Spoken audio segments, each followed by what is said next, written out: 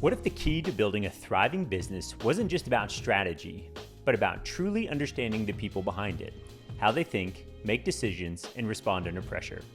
Welcome back to another episode of the Vital Wealth Strategies podcast. I'm your host, Patrick Lonergan. In today's episode, we dive deep into the fascinating world of behavioral science and business with Hugh Massie, the executive chairman of DNA Behavior Solutions. Hugh has spent years developing cutting-edge behavioral profiling tools. We're breaking down the number one trait of successful entrepreneurs, how to navigate leadership beyond theory, and why understanding human behavior is the ultimate key to scaling a business. Hugh also shares game-changing insights on decision-making, risk tolerance, and how leaders can reframe their approach to money for long-term success. If you've ever struggled with team dynamics, communication, or making high-stakes business decisions, this episode is packed with actionable takeaways. Stay until the end to learn how embracing behavioral insights can help you lead with clarity, build stronger teams, and ultimately make massive moves in your business. Let's get started. Hugh Massie, thank you for joining us here today. You're the executive chairman of DNA Behavior Solutions, and I'm really excited to get into this discussion today to talk about how we can not only have our entrepreneur listeners lead their teams well, but also effectively lead their clients. And just thinking about behavior makes money, right? Like if we can affect people's behavior both in the business and out of the business, we can drive profit to the bottom line. So I'm excited about this conversation. Thank you very much for joining us here today. It's great to be with you, Patrick. Really looking forward to the conversation. Yeah, thank you. So I'm going to start off and just outline the problem that I see. So as a leader of my organization, I think about the term leader, right? People are going to follow me. And if I'm thinking about my kids even, right? Like I need to lead my family well.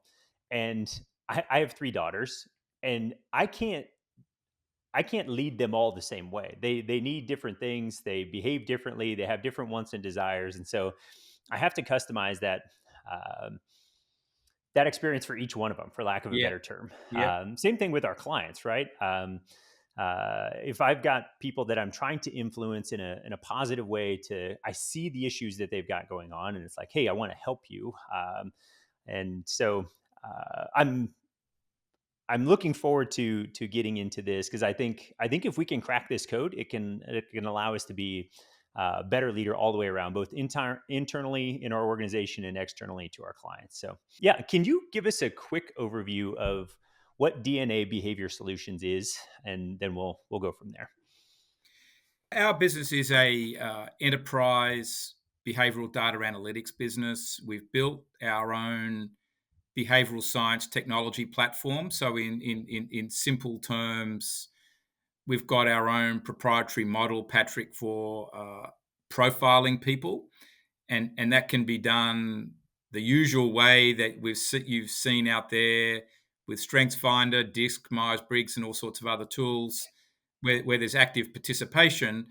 But our work in 2024, we built a AI-driven digital scan model, which is creating a lot of scalability for us now, where we can get a very accurate profile on the person using AI. So that's something we do. But we've then built 4,000 behavior and money insights from the profile information we have. So we've got a very deep model. Our if you want to call it, our specialty is how people deal with money, whether it's a leader, and they're making a business decision. How's their attitude to money wrapped up in that decision? And that, I think that's probably something pretty important for us to unpack today. But also, how does that happen in terms of wealth management as well? So, and it's all interrelated. So the energy of money is everywhere, in every decision, in every relationship. That's a good part of it. But then there's also, how do people want to be communicated with? So you talked about leadership. So if you're going to lead your company, each person is going to hear the message differently, because they are different. Just like you talked about your three girls, right? I've got a daughter who's 13 and a son who's 12. I was reflecting as you were introducing me, I think that thank God I got married and had kids later in life. I was in my mid 40s. I'm not giving away completely my age, but being vain. But I think that understanding human behavior and how people are different has enabled me to lead my kids, but also it's enabled me to lead my team, which is the first thing I've got to be able to do if I'm going to help a client. Yeah, you're right on with that. We think about our organization like one of our core values is love, and it's love for our team. Because if our team is healthy, then we can go impact the clients. We can love on our clients, and then if we're Yeah. taking care of our clients well, we're profitable and can have impact in the community. So I appreciate sort of that arc you're outlining there. And I think one thing that is interesting is leadership's hard. We need people to be able to grow, right? Um, and like you mentioned, in the context of a business relationship, money is sort of the core of those relationships. And the interesting thing is there's no handbook, right? I wish there was a handbook. I wish there was a class I could take online that I could sort of download and know how to interact with everybody, both internally and externally in my organization, to be able to influence them and serve them well. I feel like it's not fair that nobody's sort of trained me on this or sort of made the handbook, and I'm looking forward to hearing more about the tools that you've created to so we can take these things and go have a positive impact. Because again, business is hard enough the way it is, and if we can start to make some of those pieces easier, that I'm excited about that. So Yeah, I think that, there's a lot of leadership theories out there, right? Um, but actually, then how do you manage people, which we're bringing this back to behavior, then that's somewhat of a different thing, because you can have a theory like we sometimes use it, leaders go first, or the leader has to be authentic. Okay, well, what does that mean, right? Um, Now they're important things, right? Um, but or leaders got to have values. That all those the core values spelled out, and I think it's a good one that you've got there that you've got embedded in yours. Love. That's very unusual for a financial services consulting firm to have actually, but I think it says something that's really important about, the heart resonance that you're bringing to working with your clients, and you want your team to be able to bring it. But I think where we are going with leadership at DNA Behavior is helping provide a framework to treat each person uniquely. And that was always my that was really what got me into this was, and you've used the word customization today and personalization. What got me on the one of the things that got me on the human behavior track was I wanted to be able to create personalized experiences for each client, and that also involved wanting to understand how they deal with money, because money causes so much stress for people. yeah. Yeah, no, and I love this idea of thinking about money and how it influences our behavior. Because, man, what a loaded topic. We think Yeah, about, we can even go to the scriptures. The scriptures say the love of money is the root of all evil, right? And so it's like, oh, okay, we've got 2,000 years of, hey, if you're consumed by this, it's problematic. And then we can think about uh, our upbringing, right? Like we're probably have some default modes that our parents handed off to us from a money perspective. It's either scarcity or abundance, and mismanagement or head in the sand approach. There's lots of different ways to look at that. And then there's also I feel like our limiting beliefs are so um, drive a lot of our behavior. The things that I believe about money and opportunity, and again, that might lead us back to some of the scarcity or abundance side of things. And it's because we run across a lot of really sharp people, and it seems like most of our clients that have really successful businesses have an abundance mentality. They have a belief that I can work through these problems, that uh, you know I can persevere even though it's hard. I can do it. And so I'm really looking forward to getting into some of your thoughts about how behavioral solutions really leans into this money question. So, Yeah, so I uh, think the first thing, just to wade in on, what you just said there, for the entrepreneurial leaders that see that they can, or know that they can work through difficult problems. The successful ones, we measured this looking at, we did a research study of 500 successful entrepreneurs that built a business past $1 million, and then another pool of them that had built a business past $10 million from scratch. That the number one trait is actually resilience, and that's by quite a long way. And the bigger the business, the stronger that trait gets. Interestingly enough, and there's some other behaviors around creativity and risk taking as well, and work ethic, charisma. But they're all um, important ingredients. But where does all this come from? The first 10 years of my career was as a CPA. Um, in Australia, we call it a chartered accountant. I was a tax specialist. So, like you, I help people with tax strategies, that type of thing, businesses, high end families. And then I left that world to set up a wealth management family office business. And I wanted to provide a personalized experience to every client.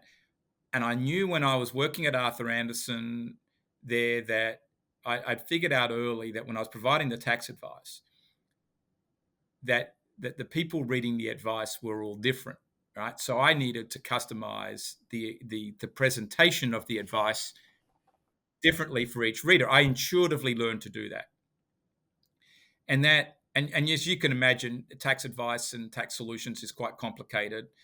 Everybody wants to minimize the tax, but don't always want to take the risks of actually doing it, right? And you've got to understand. So I got good at that, but then I decided to set up the wealth management family office business. Yeah, I did some tax work in that too, um, business strategy type work again. But I started to see though that when people were under pressure, which was usually caused by money, different types of behaviors came out. So, you and I are interacting right now, right? And you might have already made an assessment of me, and I've intuitively made one of you, but you don't see the truth till someone's under pressure. And I wanted to know what that was, because I thought, okay, if I'm going to help people with their money, with their investments, making big business decisions, family decisions, I need to know how they're going to behave under pressure.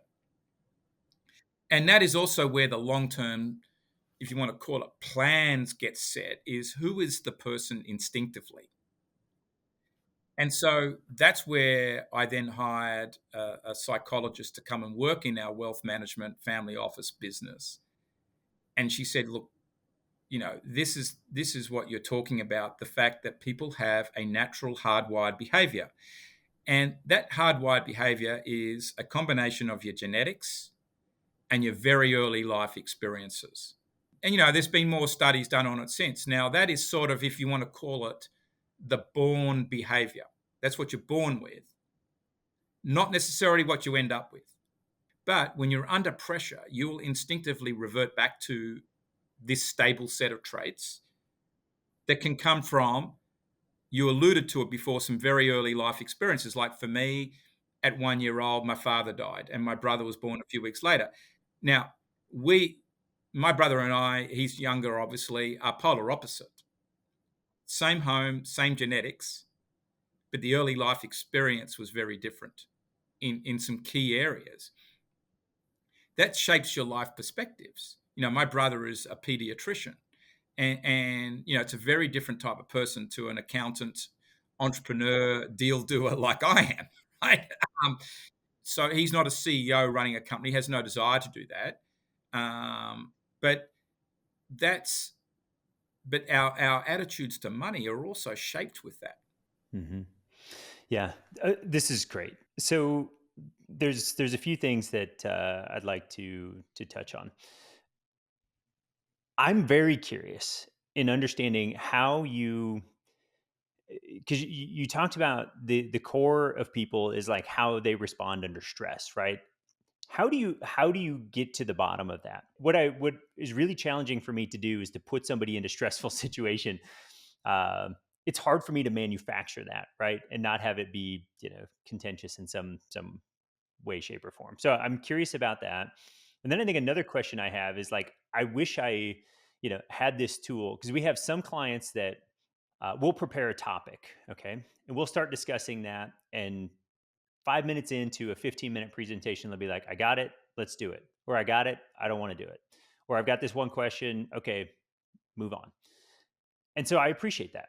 The other times we have clients that will get through the 15-minute presentation and be like, that was a great primer, but I need all the supporting documentation as well to help me. And some are like, Goldilocks right in the middle, like, thank you for that very thorough overview. And so I would love to know, like, leading into some of those things, like, which one do I have? Do I have the engineer type that needs every possible detail, or do I have the I just need the high level overview and then I can make a decision? So, yes, Yeah, I think I do know what your first question was, but let's do the second part of it first, and then we'll come back to the second one. Is that, in simple terms, you could put people into four quadrants. As you said, there's the people who want the high level. They're usually very goal driven. There's other people that want to see it all in the pictures. They're very much focused on their lifestyle. The third quadrant is people that want just much more very focused on security. All the language needs to be around that. How, and their world can't be rocked by the solution you're going to present. And then you've got, as you said, the engineer type that want to see all the details. Now they may take some risks. Some of them will, some of them won't. How do you get to that? Well, in one way, from a DNA perspective, they either have to be profiled so that you actually know, right, before you start, but you're only at the presentation stage. What we've now done is we've built the AI driven DNA digital scan.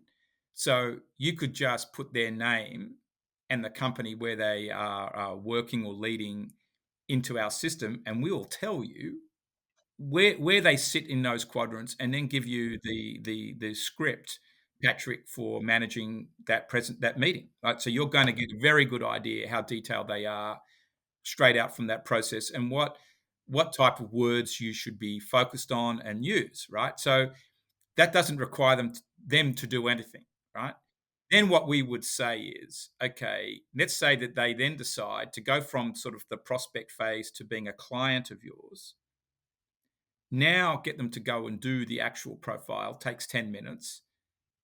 And you've got if you want to call it the real story, you probably want to get some of their team to be doing it too, right? And we can get to the rollout and what happens um, in a minute, because I've got sort of a different approach to this.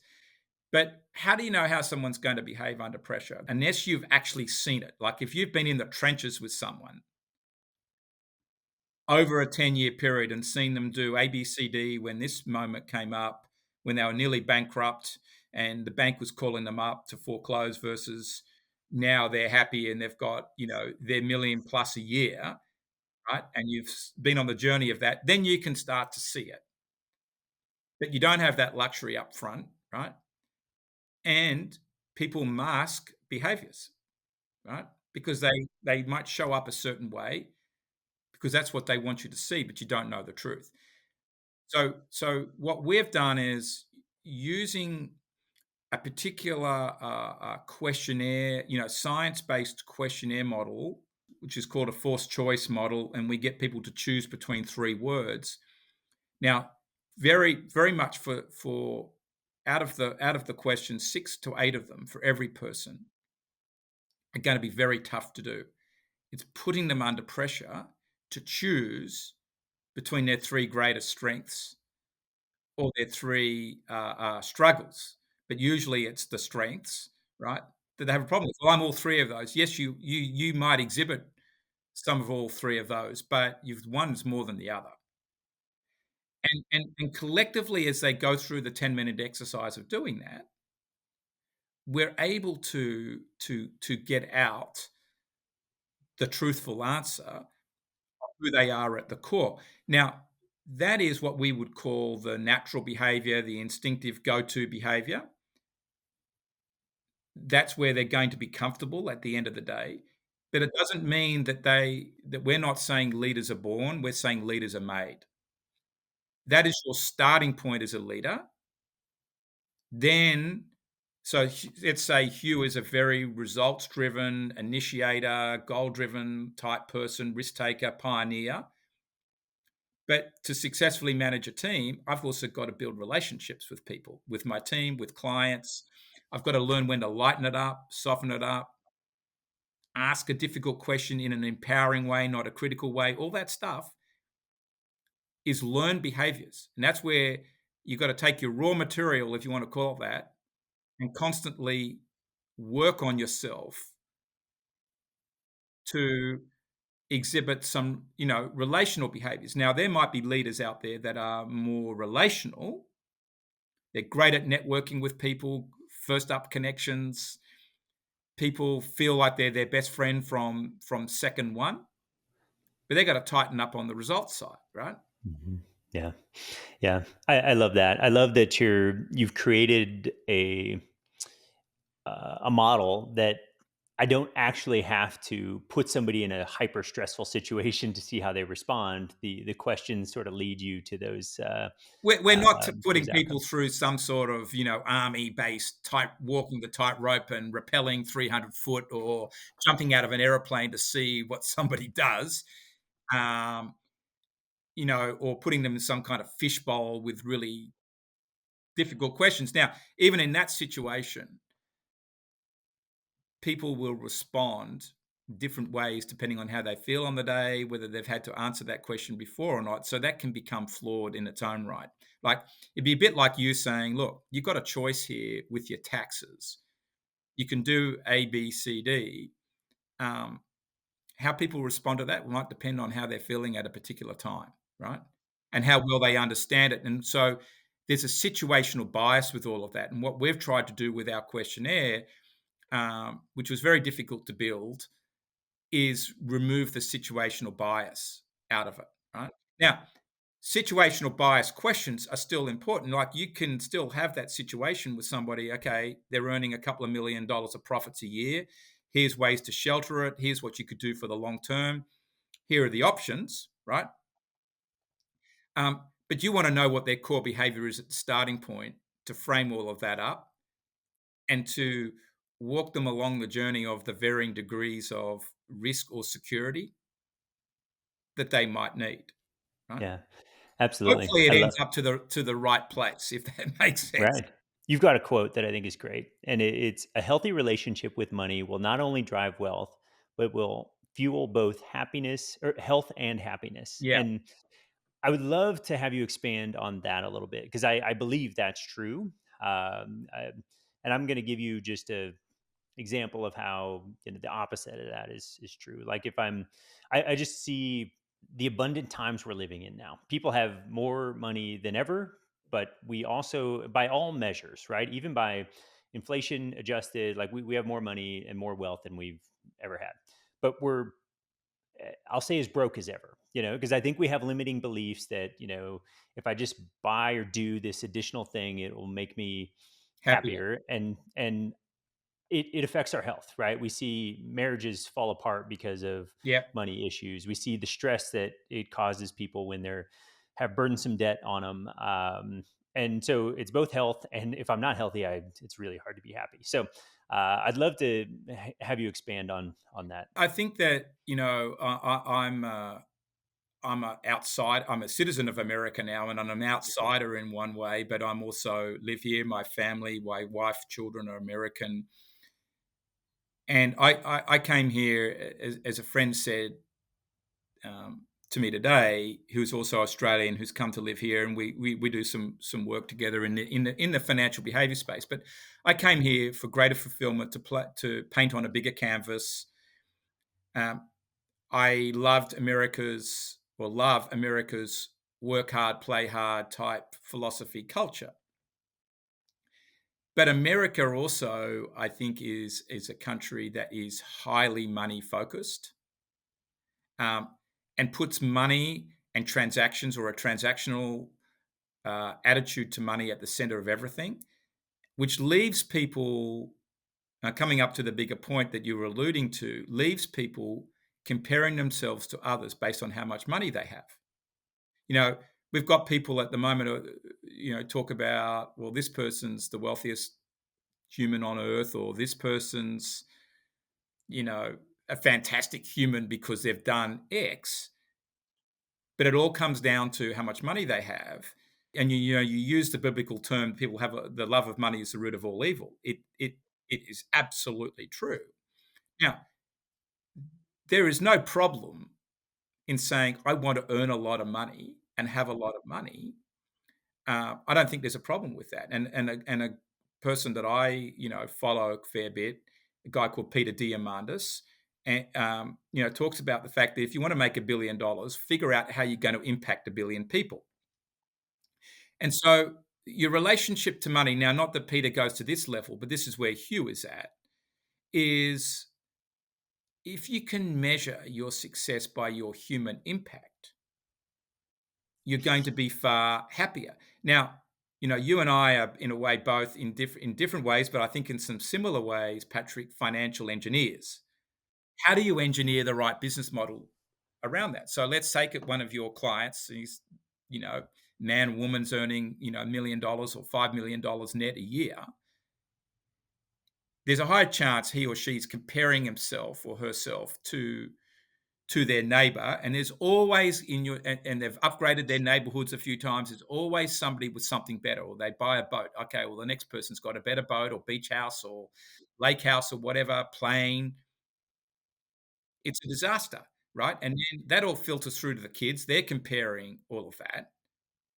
Whereas there's greater contentment, and I think this is where we're trying to get to, is if you can measure your success by your level of human impact, but have a great business model sitting behind that, then everything is going to flow from there. And that's where you can then build social impact into your business. It's something that we've done. We've got a charity that called Boys Without Fathers that is part of the DNA business. But having that charity, yes, we give money to it, we spend time with it, but it also helps us build our business. But we're also impacting a lot of people through that, that didn't have a father, because I found that a lot of my clients, believe it or not, didn't have a father. And so they've all sewed into this concept because we understand psychologically what that means. But I think what I'm trying to do is help these leaders reframe what money really means to them, and why is money there. Money itself is just a tool, but it carries an enormous energy that flows through to everything, in terms of how you look at your teams, how you look at your spouse, and your children. And that can get you mentally knotted up. And then you start, as an entrepreneur, start thinking, well, gee, this person over there's earning more money than me. Why is that? And maybe I'm not so good. That causes a lot of mental stress. And all of those things add up to the health problem, because at the end of the day, stress is what kills you. It accelerates aging.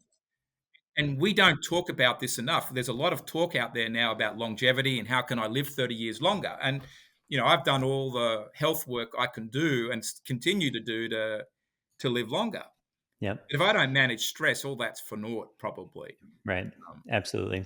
So you've touched on something that I think is fantastic: the comparison.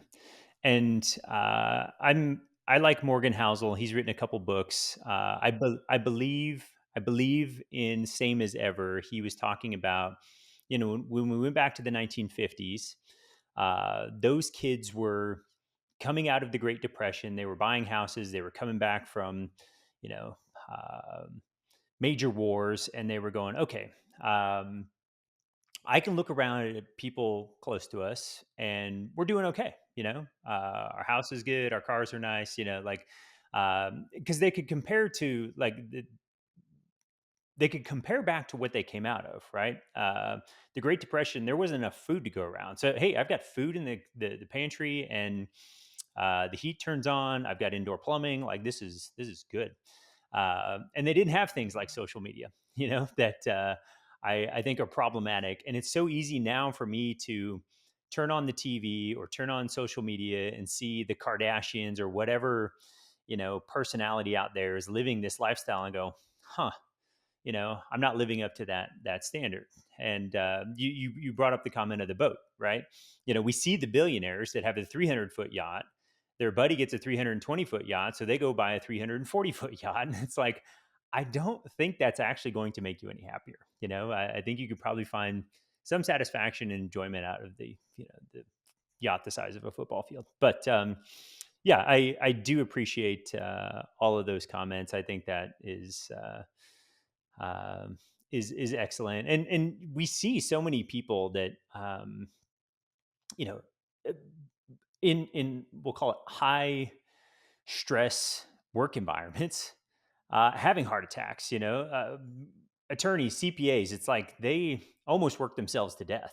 They get to the end of their careers, and the mortality rate 2 years within those professions retiring is really, really high. It's like, because all this accumulated stress is just you can't undo it. And Well, so and I think I was lucky. I figured it out, some of that out intuitively early when I was 30 years old, and I had the choice of, do I stay in Arthur Anderson and be a partner and go up the ranks there, or do I leave? And now, I wasn't married. I had a lot of choices at my disposal, but I looked at every person above me was not happy, and I'd lost my passion a little bit for the tax advice in that in sort of in the corporate way that it was being delivered. So I and having to do research every weekend to keep up with it. But that was the primary driver of my decision. At the end of the day, was everybody else happy? I thought, you know what, I've got a runway here.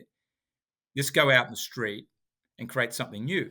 But part of that relationship with money was, as an accountant, I'd go home every Friday night and I'd look at, okay, how much money did cash and I have in the bank? What was my house worth? Where were my share investments? Other stuff that our family had. What was it all worth? What was I financially worth every sort of week? And I then go, if I went out to a dinner party or to a bar somewhere or whatever, people are asking, well, Hugh, what did you earn last year? And how much you got? And what's this and that? It's like constantly comparing it, talking about money and comparing each other. And it gets, at a point, it gets toxic. And when I got my life purpose right, when someone asked me the question, Hugh, you've been very successful at a young age, but are you really happy? And I said, you know what? No, I'm not. And well, what are you passionate about? Well, I want to help people all over the world become financially self empowered. When I said that and then figured out what I was going to do about that, which is the journey I'm on essentially now, everything else changed. yeah, I love it. And Hugh, this aligns exactly with the way we talk about money and wealth with our clients. Yeah. So when we think about what we're trying to accomplish with our clients, it's minimize taxes, master wealth, and optimize our lives. And that's the end goal. Like over my shoulder, it says make life great. That's the whole point. Like it's not to have more money. Money in itself doesn't do anything for us. It's like, what can that, well, money in itself has no value. It's just like in a bank account. It's what it can do for us that brings value. It's the But life we, optimization, I think, is really what your yeah. key thing is. And to me, I've always talked about that. How do you build a quality life, right? hmm Yeah. Yeah. Because I think about the contentment and human impact. We look at this acronym called REACH. The R's for relationships. These are the most valuable things in life. It's not a big bank account. So the R's for relationships, E's for experiences, A's for advancement and growth, C's for contribution. It's better to give than receive. I love what you're doing with the social impact side of things. And H is our health. And we think there's three components of that. Um, our physical health, right? Like you can't give me cancer for any amount of money. Our emotional health, if I'm depressed and can't get out of bed, doesn't matter how much cash I have. And then there's a spiritual health component as well. So it's like, you know, I want money to support all of those things, not go buy a bigger, faster, shinier fill in the blank because I think it's going to bring some life satisfaction. So I love the way that you're thinking about these things and helping people see the real value there. So now I'd like to maybe transition from how our behavior around money leads us into managing our teams well, because I think there's a piece of this, we need to talk about how are we going to uh, lead the internal team well to serve our clients and customers. I suppose the key point in here is that as the entrepreneurial leader, probably the founder of the business, your pay packet that you take home, the profits that you take home, whether it's through bonuses, dividends, however it comes out of the company, flow throughs, whatever, um, is impacted by all the decisions that you make inside the company. Its profitability, which then comes reflected in how you treat the employees, what they get paid, uh, what incentives they get, whether they can have cookies, while they're working, whether they get healthcare plans, time off, philanthropic days, all of that stuff plays into is part of um, the tightrope that you're walking between those decisions, right, that are gonna create a great employee experience, right? Yeah.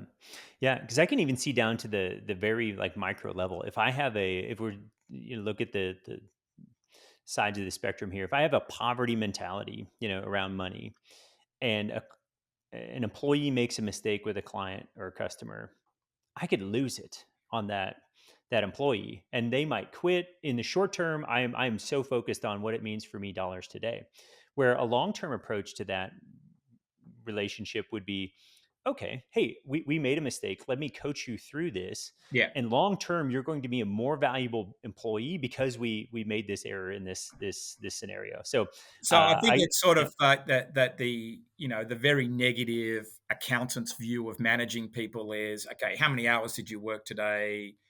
What mistakes did you make? What did it cost me because you did X, like you were alluding to, um, Patrick? Or am I bringing people onto my team to invest in them, for them to grow, for them to potentially be even better than me, one day be able to go and get new clients, and that this is a journey with that person. Now, obviously, there's some things they can't do. You can't consistently make mistakes that cost the firm, send the firm out the back door, but fireable stuff. But the rest of it is really getting good people in there and investing in them. That is a prosperity or an abundant mentality, as opposed to, as you said, um, more negative, fear based poverty mentality. And I think that just comes back to the leader's own relationship with money. If they're fixated on, I've got to have X dollars each year, and have created a lifestyle that's burdensome on the business because I've got to go from a 300-foot boat to a 320-foot boat, that all ekes its way through, right? And so you've got to, this is a very delicate balancing act.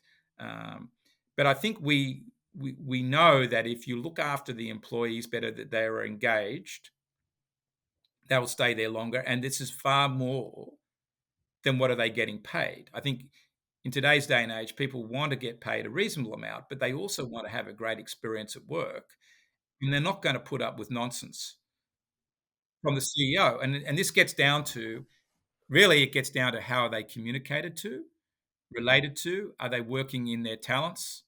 Um, and that communication's very, very important, like the words that you use with the people, even though you might be, as a CEO, very stressed about whether it's a personal issue or the company's, you know, not won a new client recently, whatever it is, you can't right, show up with that stress. right. Yeah. No, that's a great point. And so I think you touched on this. Is there a sweet spot? On one hand, I can be uh, controlling, demanding. On the other side, if I take it to the other extreme, I can just be, oh, hey, sure, show up to work next week. It's okay. You're take as much time off as you need. Results don't matter. Whatever's best for you is great. I think about what we're trying to do here is I'm trying to put our employees in a position to thrive. Okay. Um, and thriving is not burned out. Thriving is also not sloth, right? There's a healthy amount of stress in there that is really good, that allows somebody to grow, but it's not so much that they are burned out. And so I'm just trying to think of this from a leadership perspective. If I understand somebody and how they, their DNA behavior, how I can lean into that so they can be the best versions of themselves. And we even take it so far as like, if there's a better opportunity for you outside of our organization, you're obligated to take it. Like, I would encourage you to do that because I want the best thing for you. And if we have this mindset, people will be excited about working for us, So we Yeah, might so I lose think one, that but yeah, develop I others. think Go ahead. that you've set the scene very well with that, Patrick. That it is about the right balance between results and relationships, right? I think so. It can't be too loose and it can't be too tight. But there's a little bit of tension that's always got to be navigated between those two things because situations change. But I think that it's about consistency. So people are clear. It's like with you talking. We talked about our kids earlier on. If the kids know the rules and the boundaries, you work within that. And sometimes there's a decision's got to be made where you vary that. But I think that's the same in the workplace. Not that the people working for you are kids, but it's similar in the sense that they're all different. They're all gonna they're all doing some different things. They're going to hear the messages very differently. So I think that that you as a leader being consistent is part of being trustworthy. So consistent messaging, you as a leader walking your talk and being very authentic, and again, that gets back to the fact that if you're doing the things that you should be doing as the leader, everybody else will see that. And then the other part that we've bring to culture, I believe, is psychological safety, and that you can have a reasonably tough operating environment, but if it's okay that one of your juniors comes to you, Patrick, and says, "Look, I don't understand this, or I'm not sure that you're on the right tack here." They can do that without recrimination, or they can say something constructive, not being rude or cheeky in a meeting, and explaining a point of view, even if it's wrong, right? Um, Without recrimination, and they're going to go and get fired, or they can make a mistake. Okay, we took a certain strategy, it didn't work out.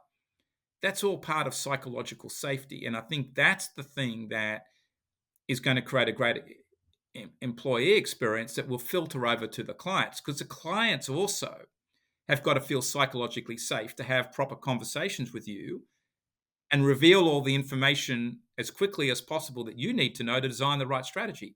Because if they're withholding information from you, whatever you deliver is always going to be wrong, right? Right. Yep. Yep. Um, Absolutely. This is great. So the next thing I'm thinking about in all of this is, how do we take people and put them in the right seats and build the right teams using this information? Because I can see diversity is really good, but I'm curious your perspective on, like, if we have people on opposite ends of the spectrum, so to speak, like, is that a good idea to put them together? Are we going to get great outcomes because they're going to bring different perspectives, or are we just going to have conflict the whole time? So I'm generally curious on your. yeah, so generally speaking, the more differences you have in the team means more assets, because you've got the differences bring different talents and strengths that can be worked with. It also brings different struggles, which is the strength overplayed, and it brings different communication styles. So in a way, that becomes more to manage, but you need that to thrive. You can't have all of the same in the business, although it's easy to do that. But depending on what your business is, it might be lopsided in certain areas. Like if you've got in the sales teams or the relationship management teams, you might need more of a certain style because that's what those roles require. And then in the accounting team, you're going to want more of a certain style there because that's what that requires. So at the end of the day, it comes down to the organizational chart and what talents are needed for each role, and then you build it out from that. And then it becomes about how you manage those people, how you onboard them. Their first experience with you on the first day is very important. How they communicate and related to. But how do we help you get there at DNA behavior? I think it's where part of your question was going, was everybody's profiled. And, ideally in that sense, if they're already employees or they're being hired, they would go through our full, you know, well, really it's an average of 10-minute experience to get that. And then you get all the data. But if we were stepping into an organization cold, let's say that, I was working with you and helping a CEO, we might profile the CEO, and then we might digitally scan every employee in his or her business to get, and this is really the enterprise behavioral data analytics, is to get a read early on as to, okay, where is the organization lopsided? Where is the real problem? Okay. The leader might be saying, we're not making enough sales, or we're losing a lot of clients. We suddenly go and look at the client service team and find there's a whole lot of bulldogs in there that are not very relational. Clients walking out the door, they had a great first up experience because they talked to someone who was great, had a great brain, but it's very cold service, right? Um, and so what they perceive as sales fall off and are blaming the sales team might actually be something else that's in another part of the business. And I think so, in a way, heat mapping the whole business as early as you can is going to probably, and then look at the numbers together, is going to tell you what to do. And then after that, we can work on whether it's leader development, client service team development, knowing clients better, whatever. Yeah. Yeah. I love it. And one of the things that you're hitting on is John Acuff wrote a book called Soundtracks, and it's the soundtracks running in our head. And one of those soundtracks he just highlighted around we're having this conversation around the beginning of the year is data kills denial, which prevents disaster. And so you're talking about like having really good data in the leader's hands. And like I can, if I don't have good data, and if we think about this from a financial perspective, right? If I don't know how my business is operating, like I don't have clear data, I might be in denial about the direction that we're heading and, seeing trends. And, I could think everything's great and we're actually, getting ready to fall off a cliff. We should have been, reducing expenses at some point. So, and it would prevent disaster. And I'm seeing this same thing here. I just look at how expensive it is for people turnover, for client retention, all of those, both inside the business, in our internal team and external clients, like those are so expensive. And if I had DNA behavior like in my organization, I just look at the efficiency that creates, and it's like, oh my gosh, I what think a that I fantastic think for the opportunity. effort of doing it, it's going to help you cut to the chase quicker. And I think we spend a lot of time, Patrick, on the numbers, and the numbers tell you a lot about the past, but they don't tell you necessarily where you're going to fall off the cliff in the future.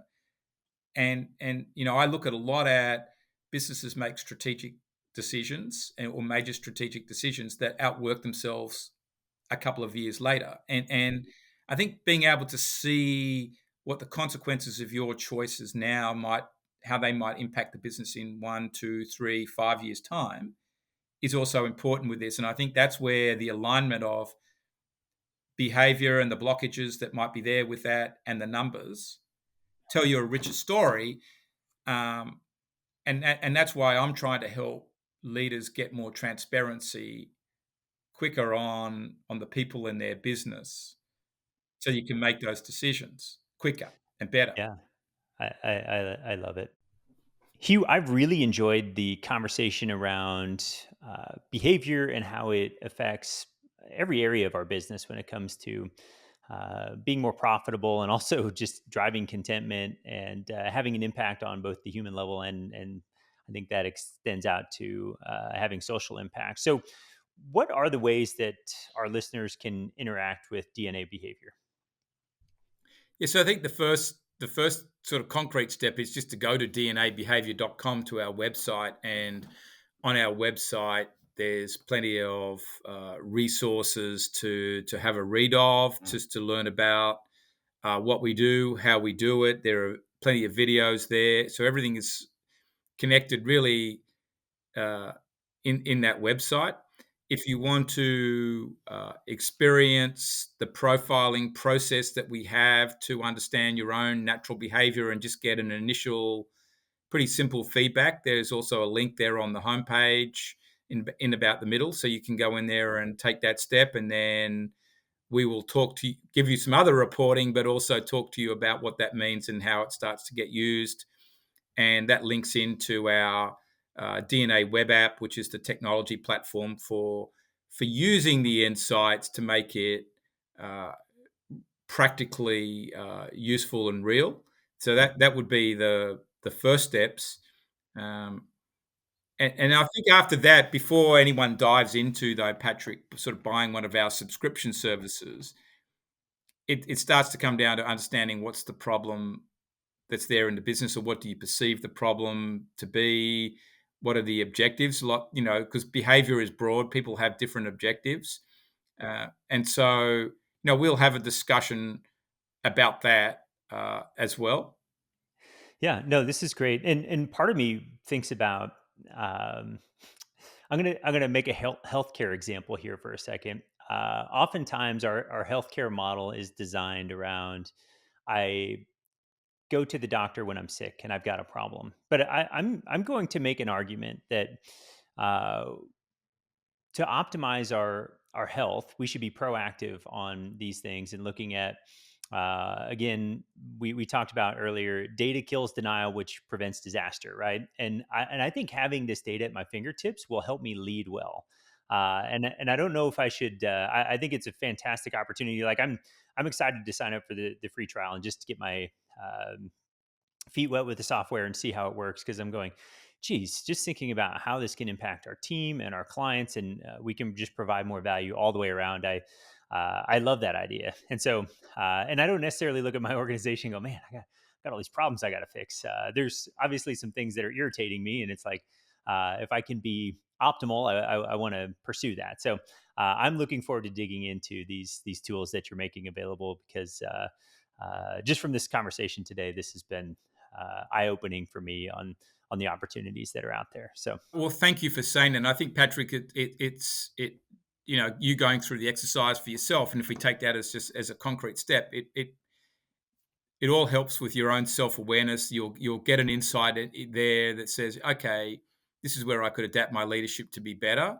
I think you no doubt, even if you don't learn something that's revolutionary, you're going to get that insight. And now, I think the next step for leaders, participating in this, go through the exercise yourself. And then the next step would be, with our enterprise package, heat mapping your whole organization, even if it's just with a digital scan, might start to help you see, yeah, I did think there was a problem in customer service, and here it is, right?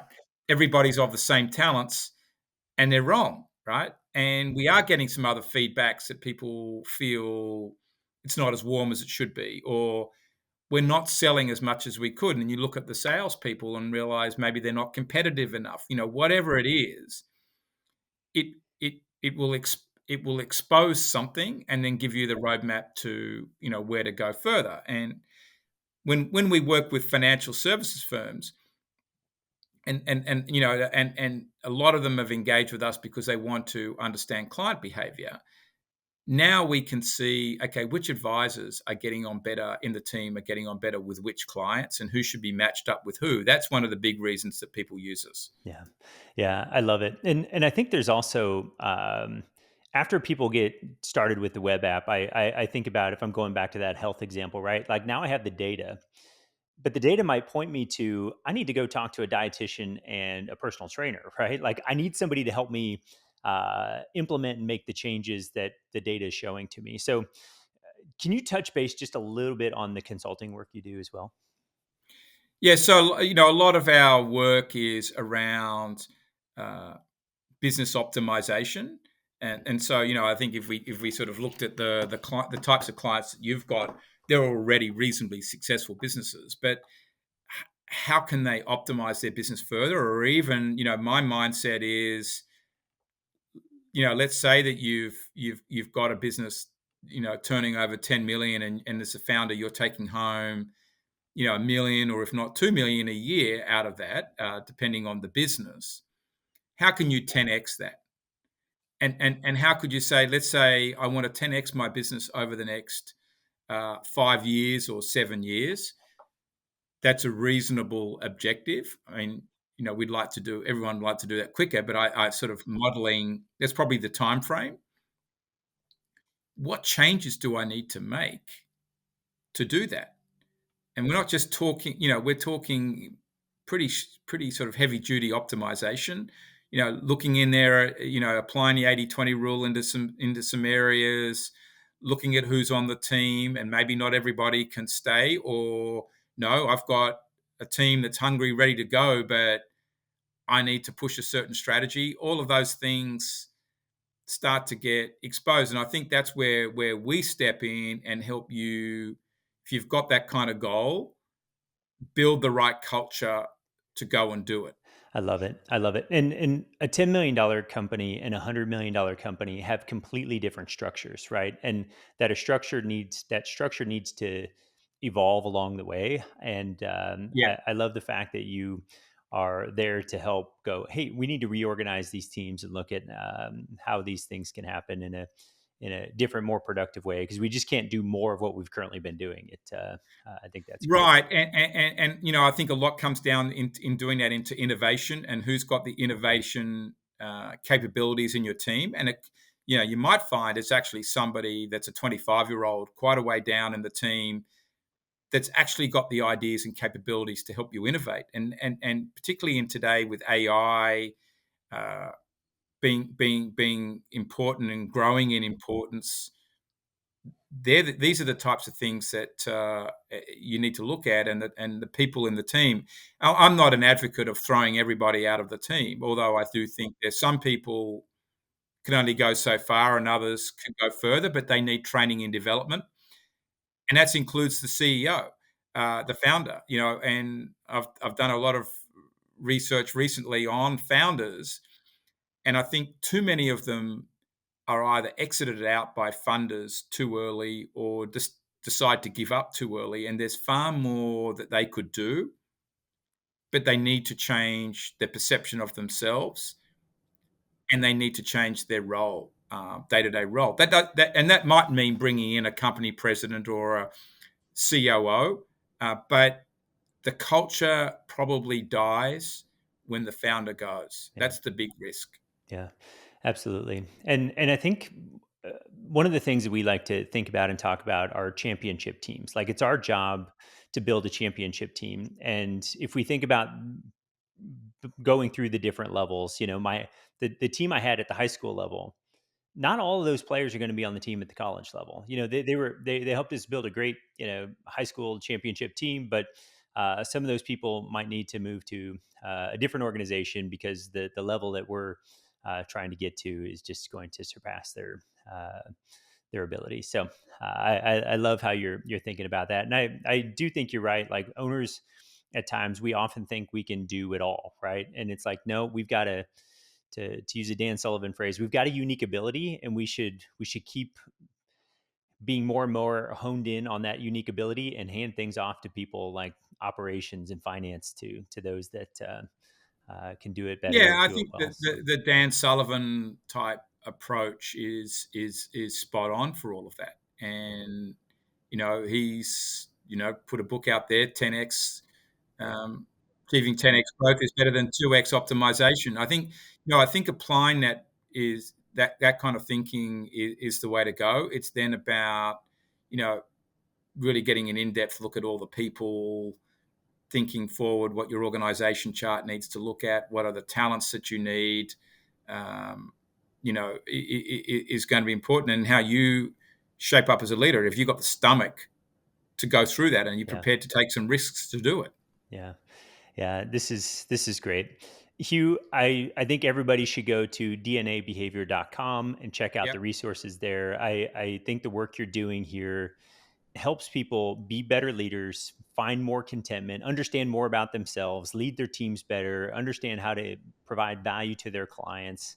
All of those seem like tremendous opportunities. And then I think about not taking action on this, and it's like, geez, we've got frustrated teams. We're talking to our clients in a way that's just mismatching, and we're just continuing to be frustrated. So I think this is a tremendous resource, and I appreciate the fact that you're helping leaders grow into that sort of 10x ability by being able to be, just better all the way around for their internal people and their customers and clients. So this is great. Any final thoughts or comments before we wrap up? No, I think that nothing really specific. I think that sort of the principle, if you're an entrepreneur, dream big, start small, finish big, is something important that I always say. I think learn to hold your power by managing your emotions, being patient. I think something that's important for a leader. And I would say that in terms of DNA behavior, where we can really help you is building a psychologically safe workplace and culture. Yeah, this is great. I think there's a lot of the employee has a lot of power, and I think that's great. And especially with the virtual work environment, our team's virtual, our clients are all Yep. virtual. It's just giving people more opportunity, and it's giving us as leaders and business owners the opportunity to go, all right, let's create an environment that somebody can thrive in. And I think if you're not taking action on these things, you'll be left behind. So again, Hugh, this has been fantastic. I appreciate all of your wisdom and insight into behavior and how it can affect us as leaders. Well, I've really appreciated the conversation, Patrick, and really, we've connected a lot of dots today, and look forward to continuing, our relationship. Yeah, absolutely. Thank you so much. All right, Patrick. Thank you. Thank you for joining us here today for the Vital Wealth Strategies podcast. A big thank you to Hugh Massie for sharing his insights. There was so much value packed into this conversation, but if there's one key takeaway to hold on to, it's this: understanding how people behave under pressure isn't just a leadership skill, it's a business superpower. When you know how to communicate, delegate, and build a team based on individual strengths, you're setting yourself up for long-term success. And remember, you're a vital entrepreneur. You're vital because you're the backbone of our economy, creating opportunities, driving growth, and making an impact. You're vital to your family, building abundance and security in every aspect of life. And you're vital to me because you're committed to growing your wealth, leading with purpose, and creating something truly great. Thank you for being a part of this incredible community of entrepreneurs. I appreciate you, and I look forward to meeting you back here next time on the Vital Wealth Strategies, where we will help you minimize your taxes, master wealth, and optimize your life.